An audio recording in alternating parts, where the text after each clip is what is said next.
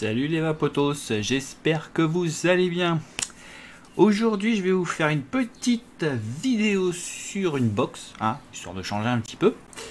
Une box que tout le monde connaît au moins de nom, parce qu'elle elle a remporté et elle remporte encore beaucoup de succès, c'est la Minikin V2. Voilà. Donc je vais vous la présenter en gros plan, parce que voilà, je sais qu'il y a beaucoup de vidéos dessus. Mais honnêtement, je pense qu'elle vaut la peine qu'on prenne du temps et qu'on fasse des doublons. Voilà. Donc on se retrouve tout de suite en gros plan pour voir déjà la boîte et ensuite la box en détail. A tout de suite.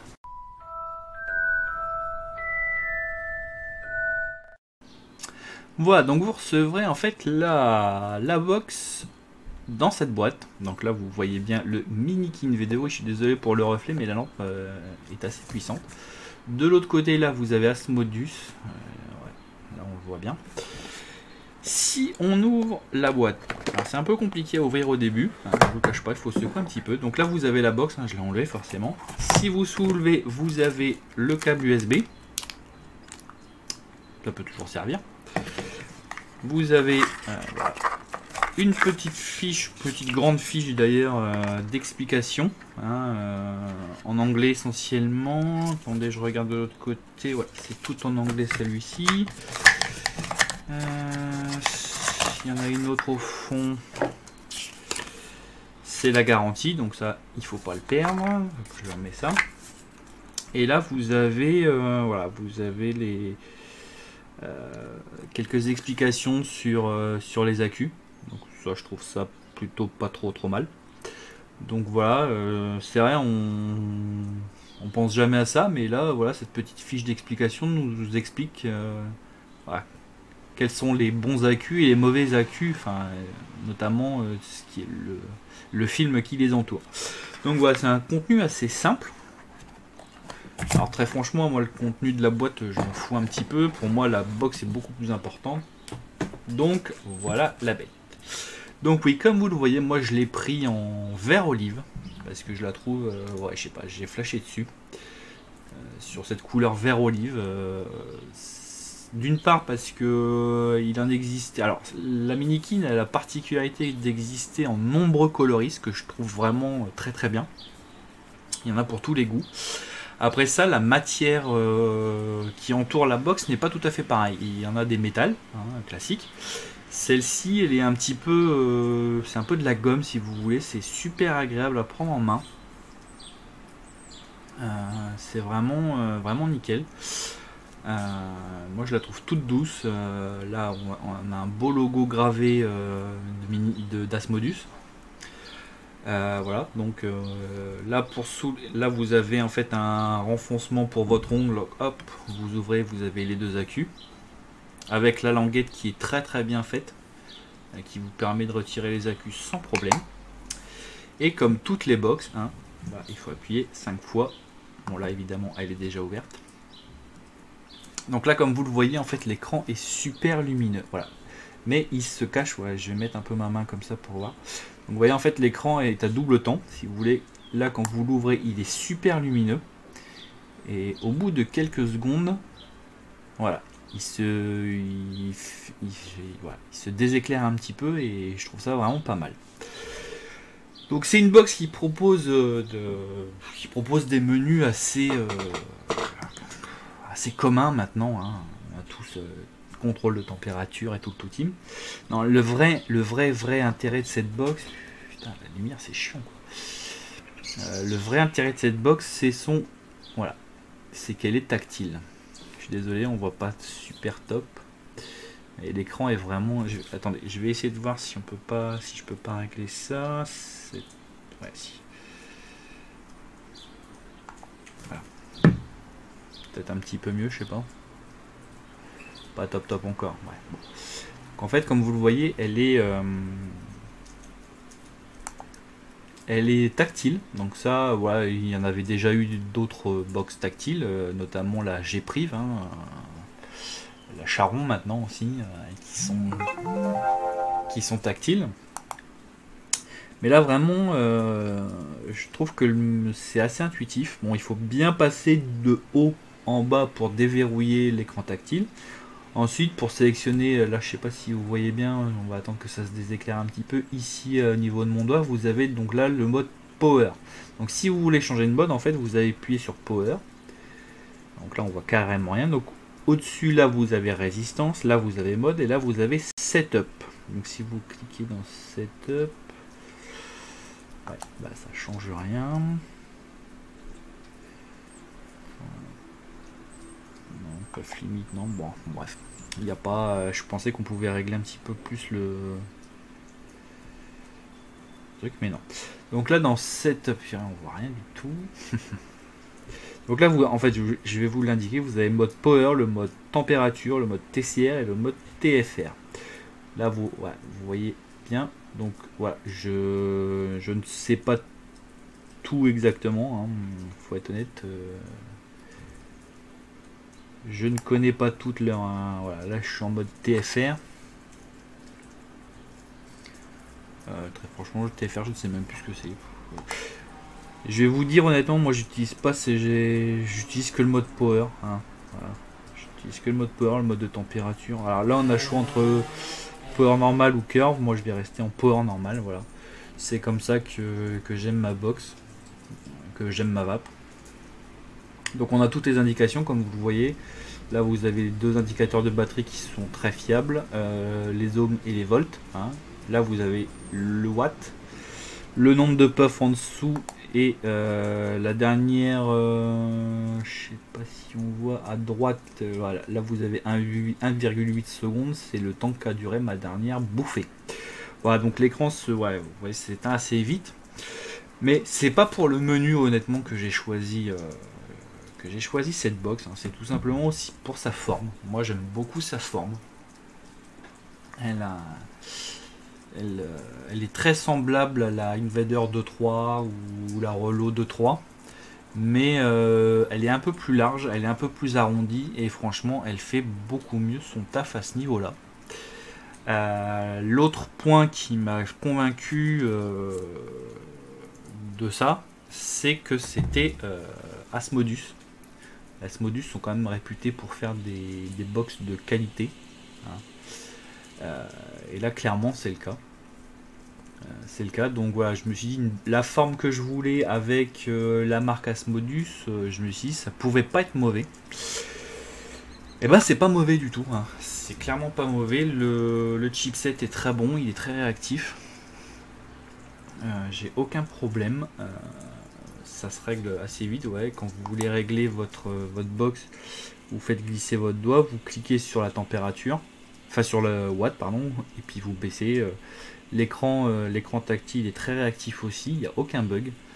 C'est pas un téléphone portable, alors essayez pas de téléphoner avec ou essayez pas d'avoir une rapidité de malade, mais franchement, je vous dis, moi le truc il fait son taf, il n'y a aucun problème. Pour valider, vous appuyez sur Fire et voilà.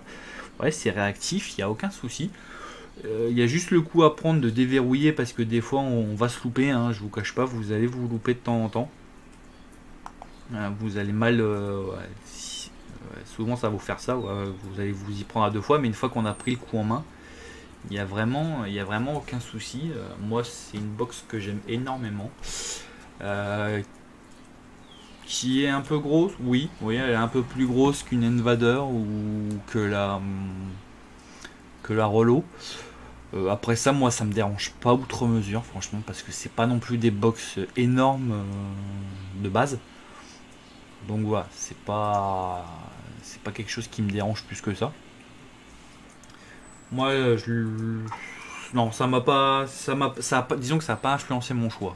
C'est pas comme une, voilà, je sais pas comme la Lazimo que j'ai vu ou voilà, ou les grosses box triple AQ qu'on a qu'on a eu parfois. Non, c'est pas quelque chose qui a influencé mon choix. Donc moi je la vape avec en ce moment le Zeus. Alors oui je sais, j'ai fait une revue sur le Zeus, j'ai pas super kiffé le Zeus parce que niveau saveur, voilà, c'est pas génialissime. Alors après ça, là j'ai fait un liquide en die particulièrement corsé, donc le Zeus là pour le coup c'était une bonne idée. Donc vous voyez, c'est assez, le setup est assez flush. Bon, les couleurs pas forcément trop, ouais, je suis d'accord. Après ça, moi les couleurs, l'assemblage des couleurs, bon, c'est pas spécialement mon kiff. Moi je veux quelque chose qui marche bien. Voilà. La box, moi j'aime beaucoup la couleur de la box, j'aime beaucoup sa forme et sa texture. Après ça, l'atomiseur, voilà. Ouais, bleu, vert, oui, ça peut. Surtout que c'est pas des couleurs assez vives, c'est pas des couleurs tranchées, ça peut faire dégueuler. Bah, je m'en fous, voilà, je vous le dis, je m'en fous. Voilà. Donc on va se retrouver en plan large pour vous montrer comment ça marche et si c'est réactif et tout. Et si par exemple, quand on change vite fait la puissance, il y a une vraie différence ou pas. Voilà, tout de suite.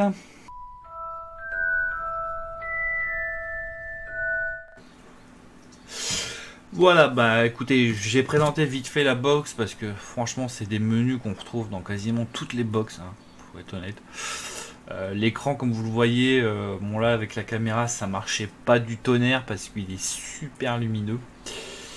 Et même s'il y a le rétroéclairage, voilà, il est pas très... Ouais, ça dure pas très longtemps, donc voilà, j'ai passé vite fait, mais en même temps c'est pas ça l'important. L'important c'est de savoir que d'une part, le tactile marche très bien, est très réactif. Une fois qu'on prend bien le coup de main de passer son doigt sur tout l'écran, il n'y a aucun problème. Vous appuyez sur wattage, ça va vous rentrer les watts. Vous appuyez sur power, ça vous change le mode. C'est ultra réactif, il n'y a aucun souci. Maintenant, concernant sa qualité de vape. Alors là, je suis à... Donc, on va attendre que ça se rétroéclaire un petit peu. Ah bah si on voit. 0,47 ohms pour 25 watts. Et bah qu'est-ce que ça envoie?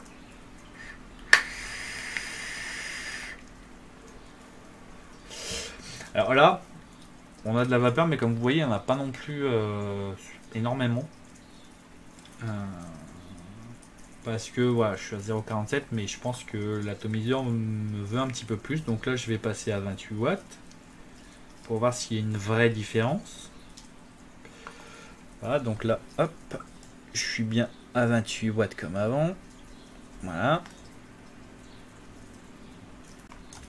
Et maintenant, on va regarder. Donc là, je l'ai rempli du Danish Pastry, que j'ai présenté aussi en vidéo. C'est un gâteau à la noix de coco qui est super bon. Une pâtisserie danoise exactement à la noix de coco. Et c'est super bon, mais je l'avais un petit peu corsé comme un bâtard. Donc du coup, comme je savais pas quoi faire de mon Zeus, là c'était parfait. Donc à 28 watts, qu'est-ce que ça donne?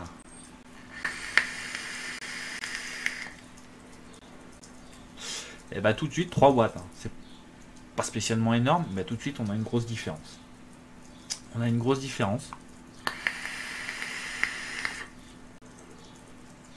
Là je sens que l'atomiseur marche beaucoup mieux, il est beaucoup plus... voilà, il demandait à s'exprimer à 25 watts. À 28 watts il s'exprime. On va encore augmenter, voir. Alors je vais monter à... On va monter à 32 ohms. Je monte pas beaucoup parce que j'ai pas non plus une résistance de folie quoi. Donc là je suis à 32 ohms, 32 watts pardon, à 0,48 ohms toujours.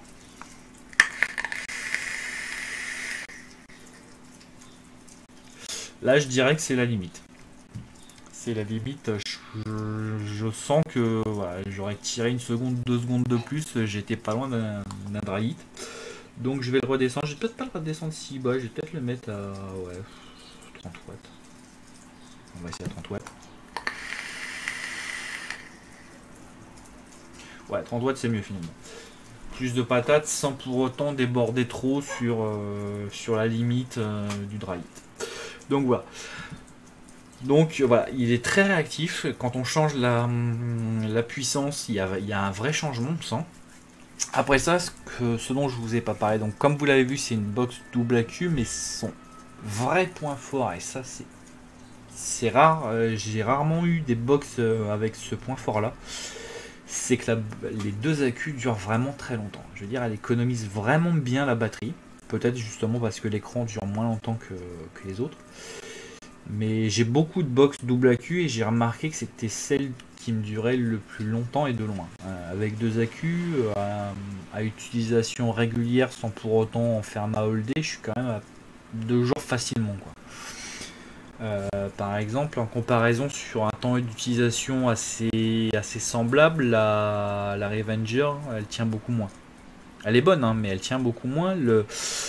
J'en ai discuté avec le marchand chez qui je vais, le vendeur chez qui je vais pour mes liquides, tout ça, et qui est aussi un utilisateur de la Minikin, et il m'a dit la même chose. Il a remarqué aussi que ces accus duraient plus longtemps, que la box marchait plus longtemps avec les accus.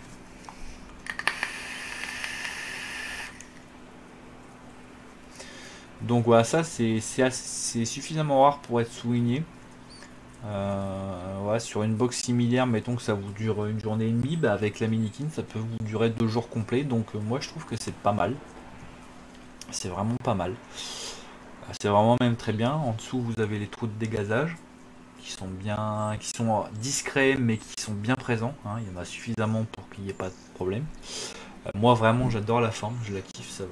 Je sais pas, je suis tombé amoureux de cette box. Quand je l'ai vue, elle m'a appelé, j'aimais bien la forme, elle tient super bien en main, moi j'adore. Alors moi je la tiens comme ça, c'est-à-dire voilà, j'appuie avec mon pouce sur le bouton qui est grand.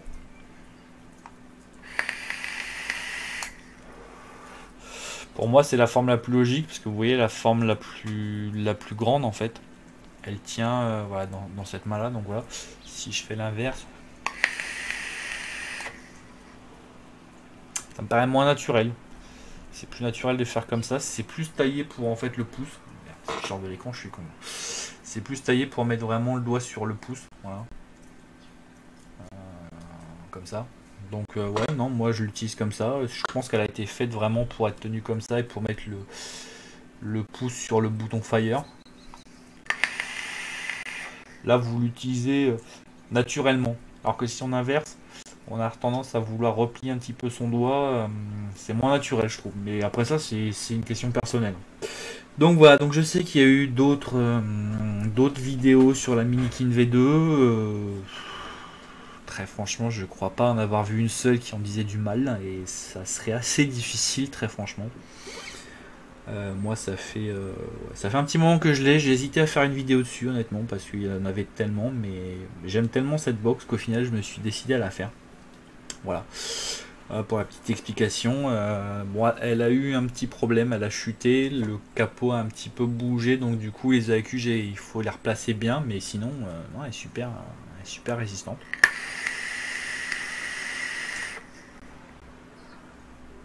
Et je trouve qu'avec le Zeus, ça, voilà, à part la couleur, je trouve que l'ensemble est plutôt pas mal. Voilà. Donc si vous hésitez encore à la prendre, parce que vous voyez c'est vrai, on la trouve aux alentours de 100 €, parfois moins, parfois un peu plus.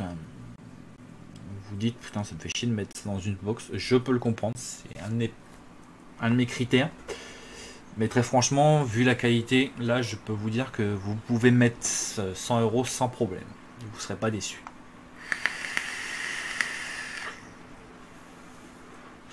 Voilà, bah écoutez, si vous avez aimé cette vidéo, abonnez-vous à ma chaîne et on se retrouve bientôt pour de nouvelles aventures.